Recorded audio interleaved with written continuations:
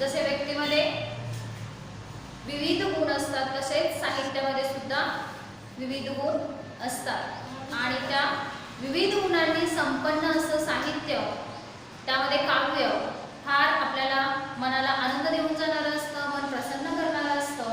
पण हेच काव्य आनंद देऊन जाण्यासाठी, प्रसन्न करण्यासाठी किंवा आपण मनातल्या मनात किंवा तोंडातल्या तोंडात जेव्हा गुणगुणतो ते गुणगुणण्यासाठी काव्यामध्ये विशेष असे गुण असायला हवे असतात आणि तेच गुण कोणकोणते आहेत हे आपण अभ्यासणार आहोत.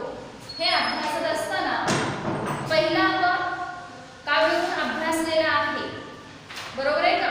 प्रसाद हा पहिला गुण अभ्यासलेला आहे. प्रसाद हा जो काव्यगुण आहे तो काव्यगुण अभ्यासण्यासाठी प्रसाद काव्यगुणाची वैशिष्ट्ये काय होती ते आपण काल अभ्यासलेले आहे, बरोबर आहे का? भाषा साधी सरळ असते, शब्द रचना जी असते ती सोपी असते, समजण्यासारखी असते, हे आपण अभ्यासलेले आहे. कारण प्रसाद म्हणजेच काय तर सोपे, सरळ, सहजपणे लक्षात येईल अशी रचना काव्यामध्ये असेल तर आपल्याला ते काव्य समजायला सोपं असतं, सोपं जातं. त्याशिवाय काय सांगितलेलं आहे, पटकन अर्थबोध होतो, कारण शब्दरचना कशी असते आपल्या परिचयाची असते. अशा पद्धतीनं प्रसाद हा पहिला काव्यगुण आपण अभ्यासलेला आहे. आता आपण दुसरा प्रकार जो आहे माधुर्य,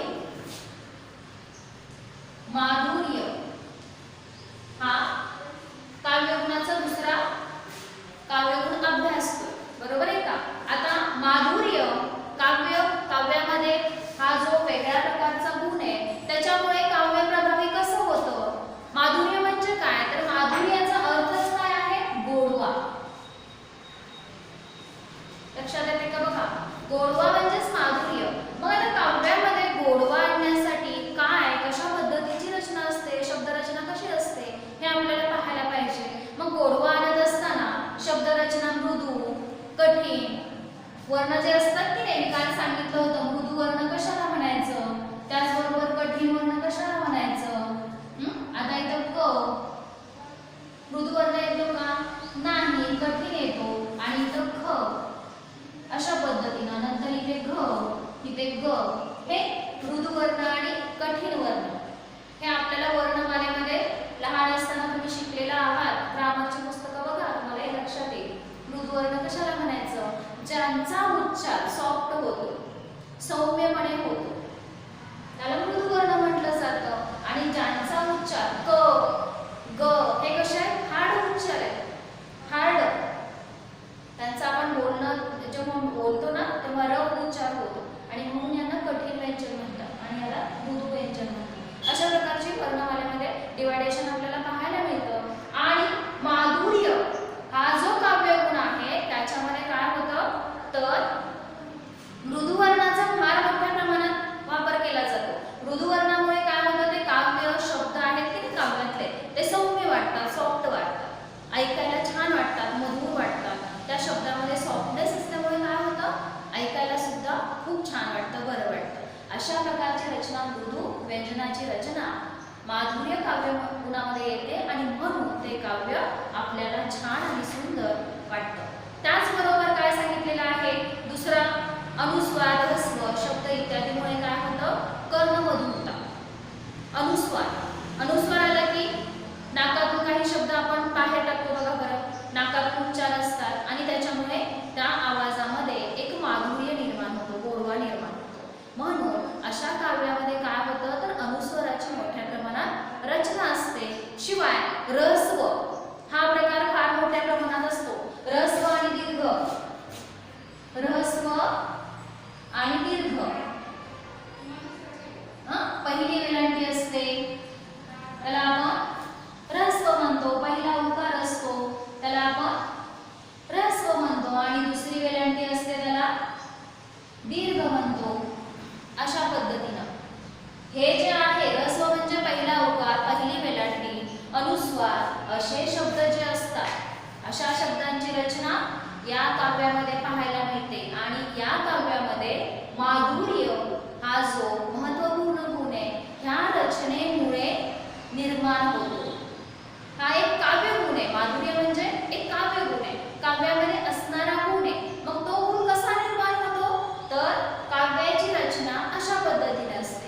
व्यंजन असतात ती बऱ्यापैकी एखाद दुसरं असू शकतं कठोर व्यंजन. प्रत्येक व्यंजन हे मृदू असतं असं नाही, तर एखाद दुसरं कठोर व्यंजन असू शकतं, पण बऱ्यापैकी जास्तीत जास्त मृदू व्यंजनाचा वापर केला जातो.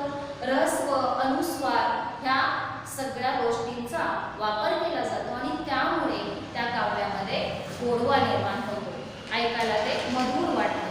म्हणूनच ह्या काव्यामध्ये ह्या काव्याला ह्या काव्य प्रकाराला माधुर्य काव्यगुण असं म्हटलं जातं. या प्रकारची रचना फार सौम्य, सॉफ्ट, उच्चारायला सोपी आणि कानाला ऐकायला बरी वाटते.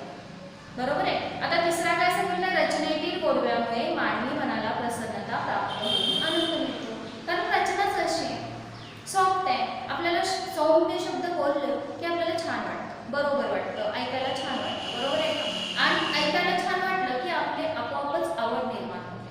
मग ही आवड आणि गोडवा कशामुळे निर्माण होतो, तर या रचनेमुळे.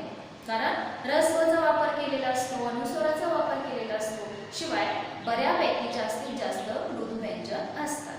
मग ह्या सगळ्यांचा ताळमेळ घालत असताना ते काव्य अतिशय मधुर, गोड असं वाटतं, कानाला ऐकायला बरं वाटतं आणि आपलं मग आवड जी आहे आपल्या मनात ती आपोआपच निर्माण होते. उदाहरणार्थ आपल्या पुस्तकात दिलेले बघा, घेई छंद मकरंद प्रिय हा मिलिंद मधुसेवनानंद स्वच्छंद. बघा अनुस्वार किती प्रकारे आलेला आहे, वेलांटी सुद्धा पहिली आलेली आहे, उकार पहिला आलेला आहे आणि म्हणूनच हे काव्य ऐकताना छान वाटतं, सौम्य वाटतं, कानाला बरं वाटतं, बरोबर आहे की नाही? नंतर काय सांगते, मिटता कमलदल होई बंदी भृंग, मिटता कमलदल होई बंदी भृंग तरी सोडिना ध्यास गुंजनात दंग. बघा अनुस्वारामुळे त्यामध्ये ताल, लय हे स्वरूप प्राप्त झालेले आहे आणि म्हणून ऐकायला बरं वाटतं. त्याचबरोबर अजून एक उदाहरण बाबा बोरकरांची कविता आहे बघा, रे थांब जरा आषाढ घना बहुदे दिठी भरून तुझी करुणा.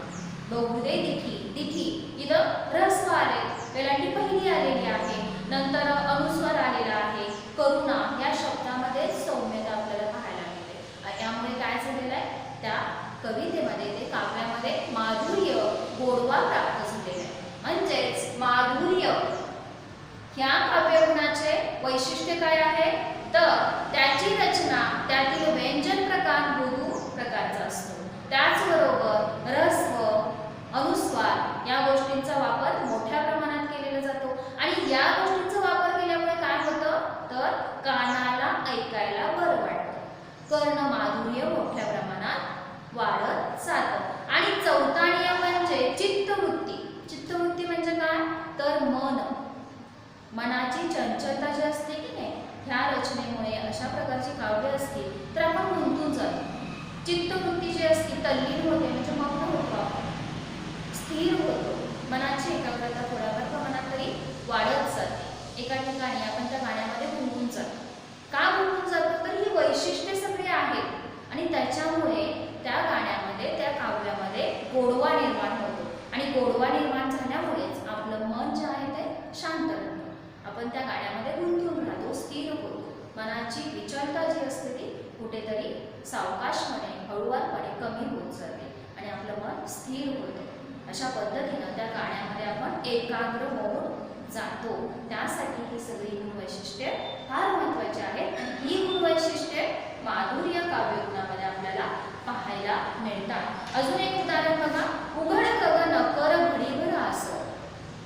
उघड गगन कर घडीभर आस.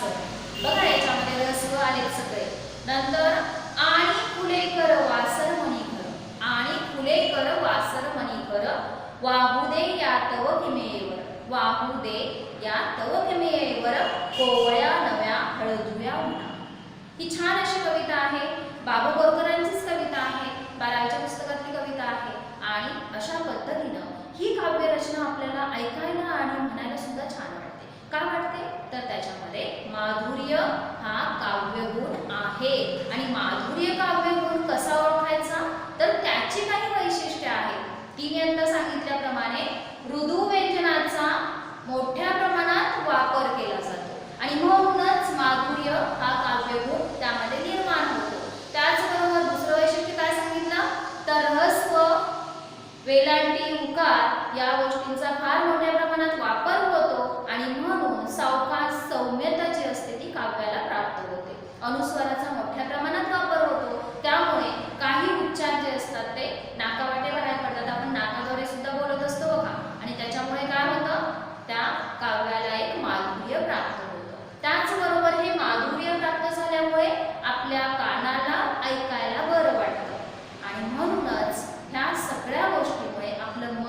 आहे ते एकाग्र होतं. त्या गाण्यामध्ये त्या काव्यामध्ये गुंतून राहतं. ही सगळी वैशिष्ट्य माधुर्य काव्यगुणाची आहेत. लक्षात येते का बघा, माधुर्य काव्यगुण कशाला म्हणायचं तर ज्या काव्यामध्ये गोडवा निर्माण होतो आणि तो गोडवा कसा निर्माण होतो तर रस व अनुस्वार याचा वापर होतो. शिवाय मृदू व्यंजनाचा फार मोठ्या प्रमाणात वापर केला जातो आणि ह्या सगळ्या गोष्टीमुळे ते काव्य असेल, गाणं असेल, कविता असेल, काय असेल ते आपल्या कानाला ऐकायला बरं वाटतं आणि म्हणूनच माधुर्य काव्यगुण हे काव्यातील अतिशय महत्त्वाचे असे वैशिष्ट्य मानले जाते. बरोबर आहे. आता आपण तिसरा ओज, तिसरा आणि शेवटचा प्रकार पाहतोय ओज. ओज म्हणजे काय तर उत्साह, जोश किंवा आवेश. शब्दाचे अर्थ आहे. ओज म्हणजे उत्साह, आवेश, जोश असं म्हटलं जातं. मग हा काव्यगुण प्रकार जो आहे तो काव्यामध्ये कसा असतो आणि कसा ओळखायचा खूप सोपं आहे. प्रत्येक प्रकारचं वैशिष्ट्य एक वेगळं आहे.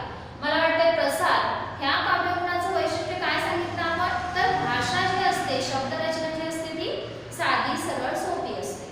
बरोबर आहे. शब्द जे असतात ते परिचयाचे असतात. कशामध्ये प्रसाद. आणि म्हणून ती प्रासादिक रचना आपल्याला बरी वाटते. प्रासादिक म्हणजेच काय सोपी, सहजपणे समजणारी. का समजते सहजपणे तर ती सोपी असते, शब्द परिचयाचे असतात, साधे सरळ शब्द असतात आणि त्यातून आपल्याला अर्थबोध लगेच होतो. त्याला म्हणायचं प्रासाद काव्य. बरोबर आहे. आणि माधुर्य म्हणजे ज्या काव्यामध्ये गोडवा निर्माण होतो, माधुर्य निर्माण होतं. का होतं तर त्याची रचना बऱ्यापैकी मृदू व्यंजन वापरून केलेली असते. शिवाय अनुस्वाराचा मोठ्या प्रमाणात वापर केलेला असतो आणि रस व पहिला उकार, पहिली वेलांटी या प्रकारचा मोठ्या प्रमाणात जास्तीत जास्त वापर केला जातो आणि म्हणून माधुर्य, गोडवा हा काव्यगुण त्या काव्यामध्ये दिसून येतो. बरोबर आहे. काव्यगुण त्याची वैशिष्ट्य आणि वैशिष्ट्यावरून कोणतं काव्यगुण आहे कसं ओळखायचं लक्षात घ्या. आता तिसरा आहे ओज. ओज म्हणजे काय तर उत्साह, आवेश, जोश. बघा मी एक आपल्या पुस्तकात दिलेली कविता वाचली. खडक काजळी घोटुनी तुमचे मनगट बाहू घडलेले. बघा ह्या शब्दातूनच आपल्याला एक उत्साह, आवेश किंवा पराक्रम लगेच लक्षात येतो की नाही. बघा खडक काजळी घोटुनी तुमचे मनगट बाहू घडलेले, कडे कपारी मधील वनवे उरात तुमच्या दडलेले. बघा लक्षात येते का. काबुल कंदहार पतावर डंके तुमचे झटलेले. म्हणजे कुसुमाग्रजांची कविता आहे ही आणि जेव्हा आपलं कारगिल युद्ध सुरू होतं की नाही तेव्हा लिहिलेली ही कविता आहे मुलांनो. आणि ह्या कवितेच्या माध्यमातून भारतीय सैनिकांना एक प्रकारचं आव्हान ह्या कवितेतून केलेलं आहे. आवाहन म्हणजे सूचना, तुमच्यामध्ये फार शौर्य आहे, पराक्रम आहे आणि त्या पराक्रमाच्या जोरावरती तुम्ही आपल्या भारत मातेला जिंकून घेऊ शकता. कारण तेवढं तुमच्यामध्ये धाडस आहे आणि हे धाडस या शब्दातून व्यक्त होतं. का होतं तर शब्दरचना कशी आहे, कशा पद्धतीची आहे. बघा ओळी वाचल्या तरी लक्षात येतं आपल्याला. खडक काजळी घोटुनी तुमचे मनगट बाहू घडलेले. खडक काजळी म्हणजे खडक काजळी घोटुनी, जसं खडक बनतो मातीपासून, छोट्या छोट्या कणांपासून घट्ट असतो तो, तसे मनगट तुमची झालेली आहेत तुमच्या पराक्रमाने. आणि त्याला ऐतिहासिक दृष्टिकोन सुद्धा आहे. तो सांगत असताना कुसुमाग्रज काय म्हणतात बघा, कडे कपारी मधील वनवे उरात तुमच्या दडलेले. कडे कपारी मधून असेच ऐतिहासिक वनवे घडलेले आहेत आणि ते तुमच्या उरामध्ये, मनामध्ये तसेच आहेत. त्यांचा वापर करायचा आहे म्हणजे तुमचं जे मन आहे ते पेटून उठलं पाहिजे आपल्या भारत मातेच्या स्वतंत्रतेसाठी. आपल्या भारत मातेवरती वाईट नजर ज्यांची आहे त्यांना आपण धडा शिकवायचा आहे आणि हे जोश जो आहे, पराक्रम जो आहे तो सांगण्यासाठी शब्दरचना कशी केलेली आहे बघा. आणि यातून ओज हा काव्यगुण कसा आपल्याला दिसून येतो. काबुल कंदहार प्रतावर डंके तुमचे घडलेले. म्हणजे काबुल कंदहार आठवते का बघा शिवाजी महाराजांचा इतिहास. तेव्हा डंके तुमचे तिथे घडलेले आहेत. तुम्ही तुमच्या विजयाचा डंका तिथे गाजवलेला आहे. हर हर महादेवाच्या आरोळ्या ज्या आहेत त्या अजूनही तिथे आपल्याला ऐकायला मिळतात. हा इतिहास विजयाचा, पराक्रमाचा ते घडलेलं आहे आणि त्याचा वारसा तुम्हाला आहे, असं कुसुमाग्रजांनी या कवितेच्या माध्यमातून आपल्या भारतीय सैनिकांना एक उत्साह, एक आवेश, जोश निर्माण करण्याचा प्रयत्न केलेला आहे. तो कशा पद्धतीनं? मग आता हे ओज कशा प्रकारचं काव्य आहे? का म्हणायचं याला ओज प्रकारचं काव्य गुण याच्यामध्ये आहे असं का म्हणायचं? तर बघा, पहिला जो महत्वाचा गुण आहे, ह्या काव्य गुणात अंतःकरणाला उद्दीपित करणारा गुणधर्म असतो. बरोबर आहे की नाही? बघा, उद्दीपित म्हणजे जागृत करणारा, अंतःकरणाला आपल्या मनाला जागृत करणारा जो काव्य गुण आहे तो या अशा प्रकारच्या काव्यामध्ये दिसून येतो.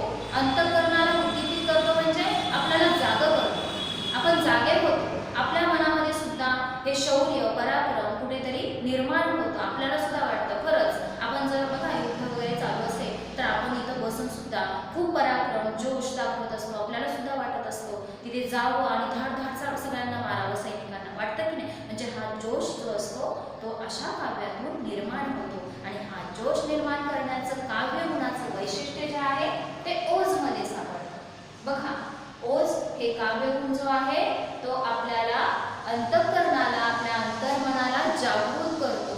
पेटून उठण्यासाठी, पराक्रम, शौर्य, धाडस निर्माण करण्यासाठी ओज हा काव्यगुण अतिशय महत्त्वपूर्ण आहे आणि अशा प्रकारच्या काव्यातून आपण जागे होतो, खडखडून जागे होतो. आपल्या मनामध्ये सुद्धा तशीच आवेशाची, जोशाची, उत्साहाची भावना निर्माण होते. दुसरा गुण कोणता सांगितलाय बघा ओजचा? हा काव्यगुण वीर आणि रौद्र रसांना पुष्टीकारक आहे. वीर आणि रौद्र रस, रौद्र म्हणजे राग, खूप राग असतो, काहीतरी आपल्याला करून दाखवण्यासाठी राग गरजेचा असतो, काहीतरी मागची भडास करायची असते आणि हेच या ओज या काव्यगुणातून आपल्याला दिसून येतो. रौद्र आणि वीर रस, पराक्रम. वीर रस म्हणजे पराक्रम ज्या शब्दातून, वाक्यातून, काव्यातून व्यक्त होतो त्यालाच वीर रस असं म्हणतो. म्हणजे पराक्रम आपल्या मनामध्ये निर्माण करण्यासाठी असे काव्यगुण महत्त्वाचे असतात. अशा काव्यातून आपल्याला ते गुण निर्माण होत असतात. आता तिसरा काय सांगितलंय बघा, हा काव्यगुण निर्माण होण्यास जोडाक्षरे. आता इथं खरा नियम लक्षात येतो, कारण हे काव्य का असं वाटतं आपल्याला हे समजून घ्यायचं आहे. ओज हा काव्यगुण कशा बरोबर आहे, कशा प्रकारे ओळखला जातो? तर या काव्याची लिखाणातली वैशिष्ट्ये काय आहेत बघा. हा काव्यगुण निर्माण होण्यासाठी जोडाक्षरे, कठोर वर्ण, दीर्घ सामासिक शब्दांचा वापर केला जातो. बघा, कठोर वर्ण, मगाशी सांगितलं की नाही मी, कठोर व्यंजन आणि मृदू व्यंजन. वर्ण व्यंजन एकच प्रकार आहे. कशा प्रकारे असतो?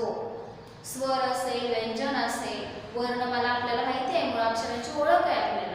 आणि ओज या काव्यगुणाचं वैशिष्ट्य काय आहे? तर कठोर वर्णाचा मोठ्या प्रमाणात वापर केला जातो, कारण अशा शब्दातून आपल्याला पराक्रम दाखवायचा असतो आणि तो पराक्रम र, हाड उच्चार जे असतात त्यातूनच दिसत असतो आणि हा र, हाड किंवा कठोर उच्चार दाखवण्यासाठी, कठोरपणा दाखवण्यासाठी कठोर वर्णाचा वापर केला जातो. शिवाय जोडाक्षर मोठ्या प्रमाणात दिसून येतात बऱ्यापैकी, कारण आघात होतो.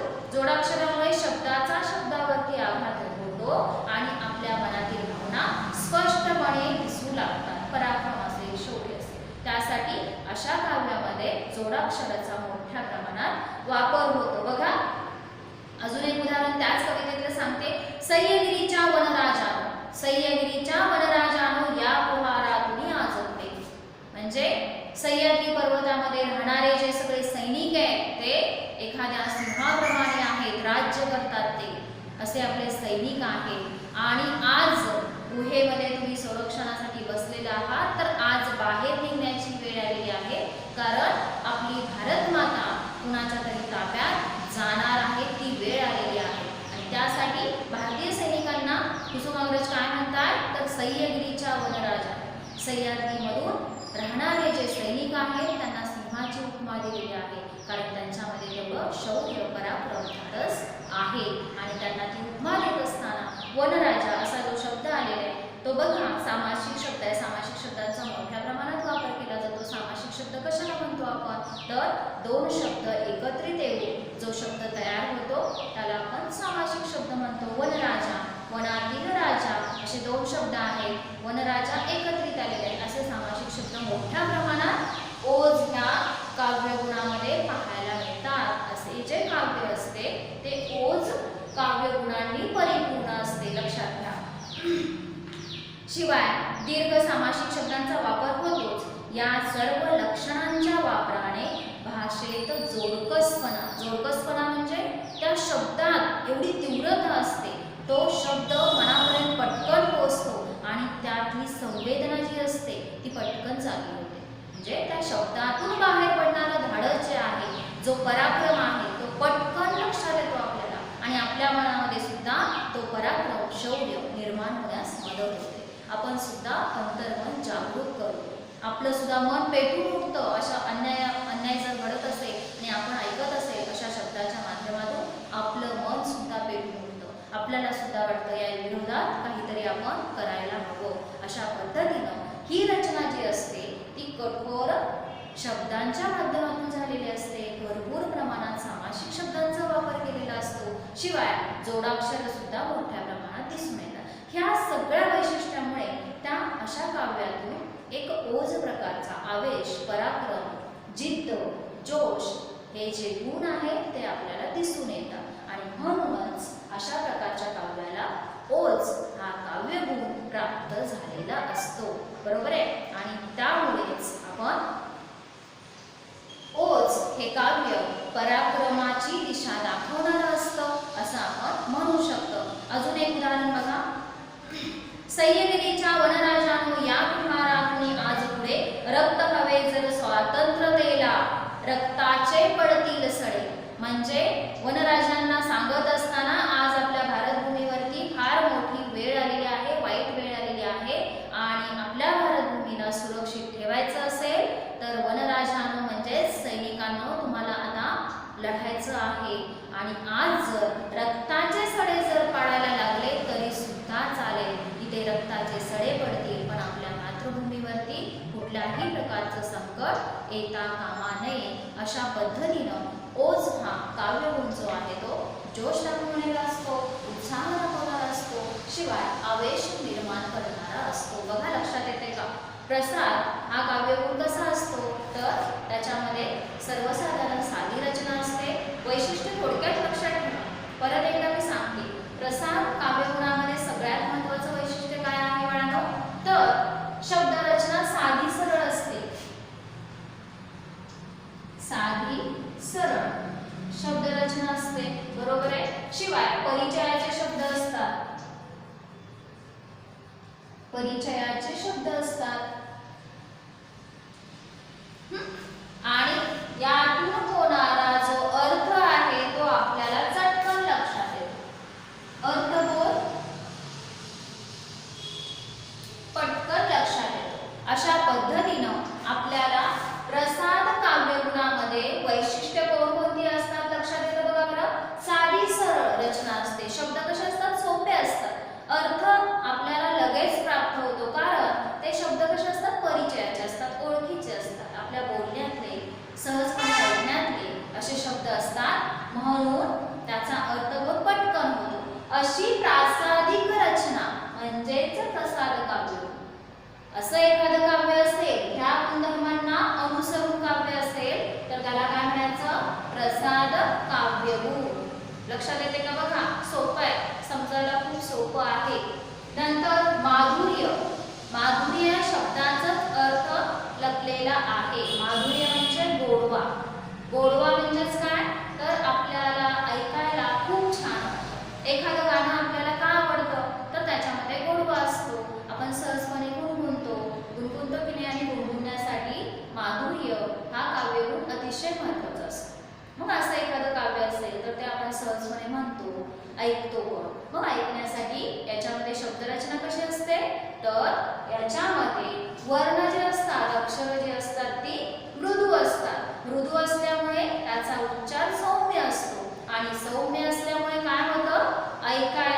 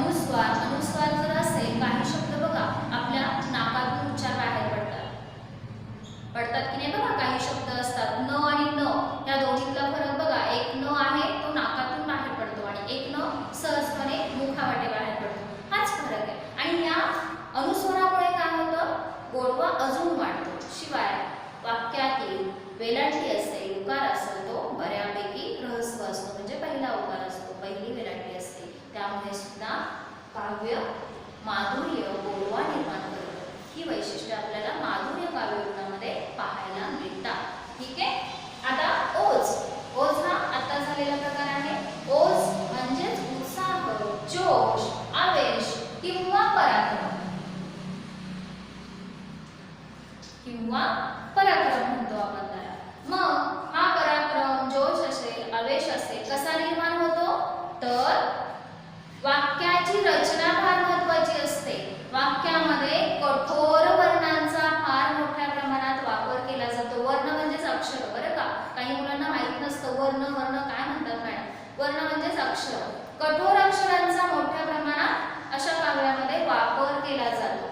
आणि जोडाक्षर मोठ्या प्रमाणात वापरली जातात. जोडाक्षरामुळे काय होतं? अक्षराचा अक्षरावरती आघात होतो आणि तो उच्चार कठीण, हार्ड होतो आणि त्यातील भावना ज्या आहेत, संवेदना ज्या आहेत, पराक्रमाच्या, आवेशाच्या, जोशाच्या, त्या पटकन लक्षात येतात आणि त्यामुळेच आपलं मन जे आहे, अंतर्मन जागृत होतं, उद्दीपक होतं, म्हणजे जागृत होतं. आपल्या मनामध्ये सुद्धा शौर्य, पराक्रम ह्या गोष्टी निर्माण होतात. हा जो रस आहे, वीर रस, रौद्र रस आपल्या मनामध्ये सुद्धा निर्माण होतो. हे जर काव्यगुण काव्यामध्ये असेल तर आपण सुद्धा तेवढ्याच उत्साहाने, पराक्रमाने तयार होतो. आपल्या मनामध्ये सुद्धा हे रस, वीर रस असेल, रौद्र रस असेल, निर्माण होत जातो. उदाहरणार्थ मी आता सांगितल्याप्रमाणे ही जर कविता अभ्यासली, मला वाटतं जुन्या 12वीच्या पुस्तकात होती कविता, खूप सुंदर आहे. वाचली, ऐकली तरी सुद्धा आपल्याला खूप म्हणजे सैनिकांबद्दल एक आदर, रिस्पेक्ट जो असतो तो आपोआप निर्माण झाल्याशिवाय राहणार नाही. अशी सुंदर कविता कुसुमाग्रजांची आहे. भारतीय सैनिकांना त्यांनी खूप छान पद्धतीनं एक सूचना जी असते, सूचनेच्या, विनंतीच्या स्वरूपात सूचना ह्या कवितेच्या माध्यमातून त्यांनी केलेल्या आहे. खूप सुंदर अशी कविता आहे ती. ही कविता जर तुम्हाला मिळाली, आवर्जून वाचावी असं मला वाटतं, कारण त्या कवितेच्या माध्यमातून आपली भारतमाता आणि सैनिक यांच्यामधला जो परस्पर संबंध आहे आणि त्यातून आपल्या भारतीय लोकांमध्ये जो एक समूह आहे, एकता आहे, कशा पद्धतीनं ती पूर्ण होते हे आपल्याला त्या कवितेच्या माध्यमातून लक्षात येऊ शकतो. अशा कविता ज्या असतात, काव्य जे असतं, जोश दाखवणारं असतं आणि तो जोश आपल्या मनामध्ये सुद्धा निर्माण होण्यास मदत होते. असे काव्यगुण रोज काव्यगुणांनी परिपूर्ण असतात, लक्षात ठेवा. अशा प्रकारे काव्यगुणाचे जे 3 प्रकार महत्त्वाचे आहेत. खरं तर व्याकरणामध्ये, व्याकरणाच्या दृष्टीने काव्यगुणाचे जवळजवळ 10 प्रकार आहेत. मी काल सांगितले तुम्हाला. आणि त्याच्यामध्ये आपल्याला फक्त अभ्यासासाठी 11वीच्या पुस्तकामध्ये हे 3 प्रकार आहेत. एक म्हणजे प्रसार, दुसरं म्हणजे माधुर्य आणि तिसरं म्हणजे ओज. हे 3 प्रकार, त्याची वैशिष्ट्य वेगवेगळी आहेत, शब्दरचना वेगवेगळी आहे आणि त्या शब्दरचनेवरून आपल्याला ओळखता येतं की या काव्यामध्ये कोणता काव्यगुण प्रकार आहे. अशा पद्धतीनं हा काव्यगुणाचा जो टॉपिक आहे आपण इथे संपवलेला आहे. कृती जी आहे, कृतीच्या माध्यमातून अर्थ, वैशिष्ट्य जे आहे किंवा एखादी कविता दिलेली आहे त्याचा कोणता काव्यगुण आहे हे ओळखा असं म्हटलेलं आहे. तर कृती प्रत्येकाने सोडवायची आहे. कृती सोडवली तर तुम्हाला बऱ्यापैकी समजणार आहे. अजून तुम्ही उदाहरणं लिहू शकता. आपल्या पुस्तकामध्येच, पाठ्यपुस्तकामध्ये ज्या वेगवेगळ्या कविता आहेत त्याचा अभ्यास केला तर तुमच्या लक्षात येईल ही कविता कोणत्या प्रकारामध्ये बनते, ह्या कवितेमध्ये कोणता काव्यगुण आहे. अशा प्रकारे तुम्हाला लक्षात येईल. ठीक आहे. अशा पद्धतीनं आज आपण काव्यगुण हा टॉपिक इथे संपवलेला आहे. तर याची कृती जी आहे ती तुम्ही सोडवून ठेवायची आहे. ठीक आहे. आता याच्यानंतर मला वाटतं एक दुसरा तास तुमचा इंग्लिशचा असेल.